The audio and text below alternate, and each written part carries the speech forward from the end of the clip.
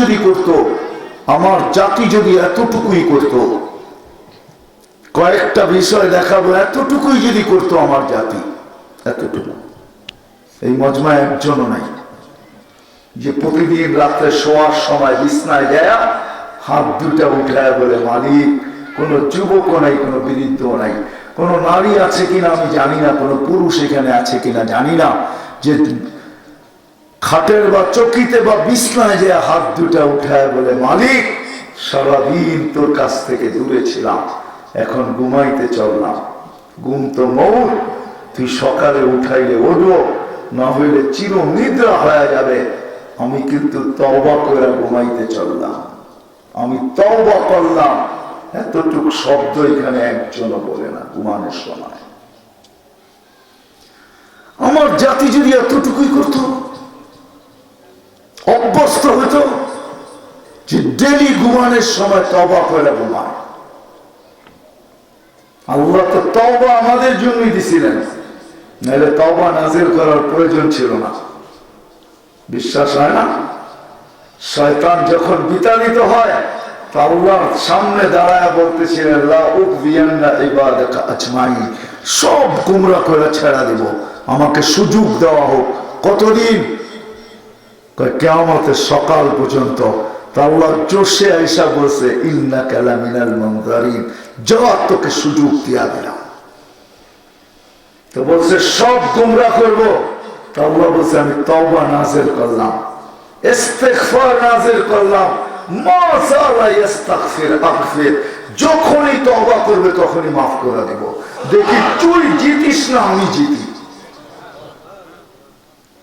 একজনও তো এখানে নেই, এক যুবকও তো নাই যে সকালবেলা উঠে তওবা করে,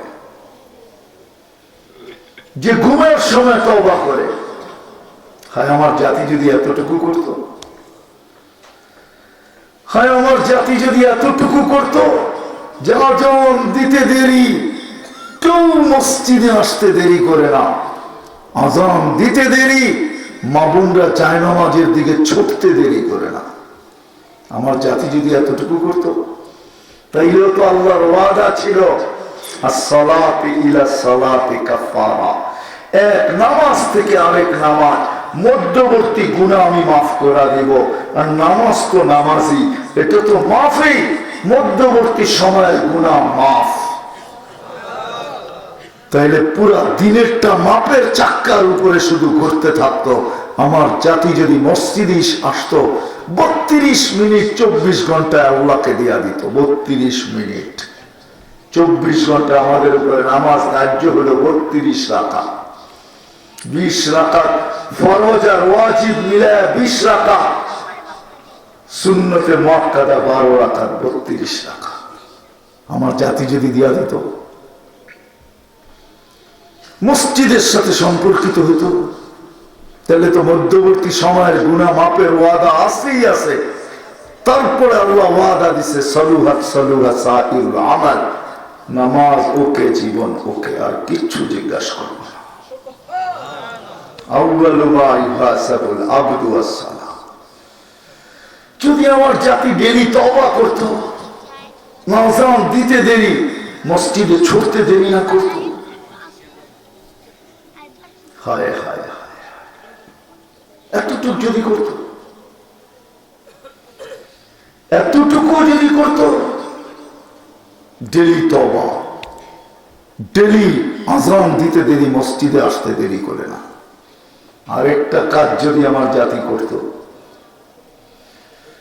আমার জাতি যদি, যেটা সহজ ছিল, সহজ, বাংলাদেশের মতো সহজ কোথাও নাই। কেউ কেউ বলতে পারে, কেউ কেউ বলে, আমরা শুনি, শিক্ষিত লোক বলে হুজুররা তো এগুলা দিয়ে দান্দা করে, দান্দা কি ধর্ম ব্যবসা করে, বলে না? বলে না? হ্যাঁ, এই মাদ্রাসা দিয়ে কি ধর্ম ব্যবসা করতেছে? আচ্ছা, আপনি আমাকে একটা যুক্তির কথা বলেন, বেলকুচিতে অটো চালাইলে কয় টাকা পাওয়া যায় ডেলি?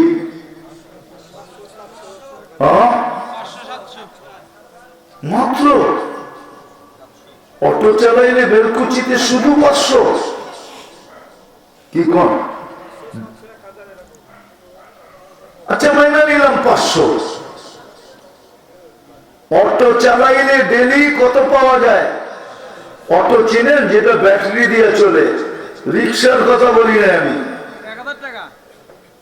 500 মাইনা নিলাম, মাসে কত? এই মাদ্রাসার কোন হুজুরের বেতন 15,000 নাই, জিজ্ঞেস করেন, আছে নাকি? তাহলে ও কেন অটো চালায় না? যদি ব্যবসায়ী করতো, ব্যবসা তো মানুষ ওটাই করে যেটা লাভ বেশি দেখে, ঠিক না? এরা অটো চালায় না কেন?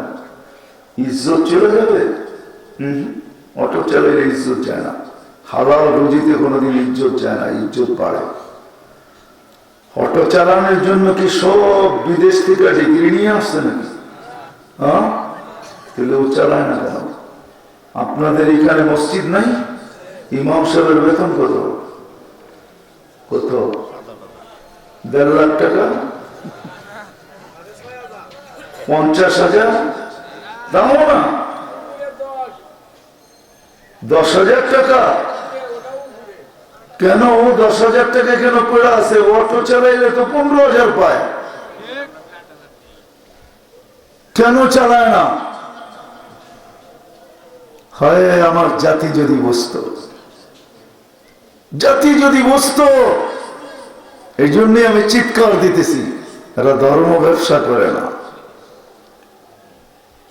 ধর্ম ব্যবসা করে না, করলে তোমার মতোই করত। তুমি যেরকম আজকে দুনিয়া কামায়া অনেক উপরে, হুজুরও দুনিয়া কামাইতে পারত। আমাদের কাছে দুনিয়া কামানোর ফন্দি অনেক বেশি আছে, জানেন? ডাক্তারকে লিখতে হয়, ভাবতে হয়, কোন কোম্পানির ওষুধ দিবে এটা চিন্তা করতে হয়। কেননা কোম্পানি আলাদা ডাক্তারদেরকে দেওয়া যায় না। মানে বোঝেন না, আপনি বুঝবেন না, হুজুর থেকে বুঝবেন, উনি বুঝছে। দেওয়া যায় না? কি দেওয়া যায়? উপহার দেওয়া যায় না? ওর ভাবতে হয়, হুজুরকে কিছু ভাবতে হইব না, খালি ফু দিব আর যাবে নিব, ফু দিব আর যাবে নিব, ফু দিব আর যাবে নিব, কিচ্ছু ভাবতে হবে না। কি হুজুর? ভাবতে হবে নাকি? একটাই 1,000, 1,000 কেন, একটাই 1 কোটি। সব রোগে একটাই লাগে আমাদের, আর দ্বিতীয়টা লাগে না। উম্মুল কিতাব, ঠিক না? কি উম্মুল কিতাব, একটা দিয়েই চলবে আমাদের সব চিকিৎসা। হুজুরা ব্যবসা করে না। এই জন্য বুঝাইতে চাইতেছি, হয় আমার জাতি যদি তৃতীয়টা বুঝতো, যে আলেম ওলামাদের সাথে থাকা, এদেরকে ভালোবাসা, এদেরকে মহব্বত করা, এদের সাথে উঠা, এদের সাথে বসা, এদের সাথে চলা, এদের সাথে ফিরা, এদের পিছে পিছে থাকা, এদের কাছ থেকে জিজ্ঞাসা করা চলা। যদি আমার জাতি বুঝতো, হায় হায় হায়, আর এই সম্পর্ক যদি আমাদের হয়ে যেত যেমন এক জমানায় ছিল, হায় হায়, বাদশা পর্যন্ত আলেমদের কাছে যে বসা থাকত। এরকম যদি আমার জাতি আলেমদের সাথে সম্পর্কিত হতো, সব হক্কানি আলেম ওলামা। বেলকুচি থানাটা কত বড়? আমেরিকার সমান হবে না? কি কতটুকু হবে? আমাদের দেশটা তো আমেরিকার সমান হবে, ঠিক না? আমাদের দেশটা অনেক ছোট, আমেরিকার একটা স্টেটের সমান না। 52টা স্টেট। নিউ ইয়র্ক স্টেট বাংলাদেশের থেকে 5 থেকে 6 গুণ বড় একটা প্রদেশ। আমাদের দেশটা ছোট, বেলকুচি, আর কত তার ভিতরে বেলকুচি একটা থানা, জেলাও না, ওটা কত ছোট। তারপর এখানে 4 থেকে 5,000 ওলামা আছে। হবে না? হবে। 4 থেকে 5,000-এর উপরে ওলামায়ে হক্কানি আছে। এরকম এরকম আল্লাহওয়ালারা আছে, আরো আছে, আল্লাহওয়ালা আছে। আসেন, আমার 3টা কথা মাইনা নেন। আজকের থেকে ডেলি একবার হলেও তওবা করব, ওয়াদা? হ্যাঁ, আল্লাহ কবুল করো। আজকের থেকে নামাজ কোনোদিন ছাড়ব না। তৃতীয়, আজকের থেকে হক্কানি আলেম ওলামাকে বন্ধু রূপে বন্ধু বানাবো। আমার নামান একটা কথা শেষ বলবো, সবার পায়ে হাত রেখা কোনদিন কোন হক্কানি আলেমের উপরে আঙ্গুল উঠাবো না। পারবেন মানতে? হ্যাঁ, আঙ্গুল উঠাবো না। মানতে পারবেন? যদি মানতে পারেন, আর আপনি যদি ঈমান নিয়ে মারা গেলেন, আমার বিশ্বাস ইনশাআল্লাহ এই আলেমরাই কিয়ামতের দিন সুপারিশের মাধ্যমে আপনাকে আমাকে জান্নাতে নিয়ে যাবে। যদি আঙ্গুল না উঠাইলাম, আর আঙ্গুল যদি উঠা থাকি, তাহলে আল্লাহ বলবে না, আঙ্গুলের শাস্তি ওকে পাইতেই হবে, হবে, মাফ হতে হবে, কিন্তু শাস্তি পাওয়ার পরে শাস্তি পাইতেই হবে যে একবার আঙ্গুল উঠে ফেলছে। হ্যাঁ, মরার আগে যদি তওবা করলো ওটা ভিন্ন কথা। এই জন্য আঙ্গুল উঠাবো না। পারবো তো? মানবো তো? কি বলেন? সত্য? আর শেষ কথা, এই প্রতিষ্ঠানগুলা, এই পরিবেশগুলাকে ধরে রাখে। প্রমাণ হিসাবে বলতেছি,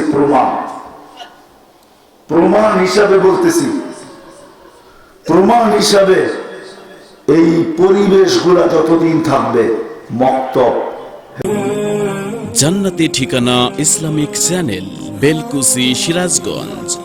আপনার প্রিয় বক্তার মহাগ্রন্থ আল কুরআনের আলোচনা শুনুন।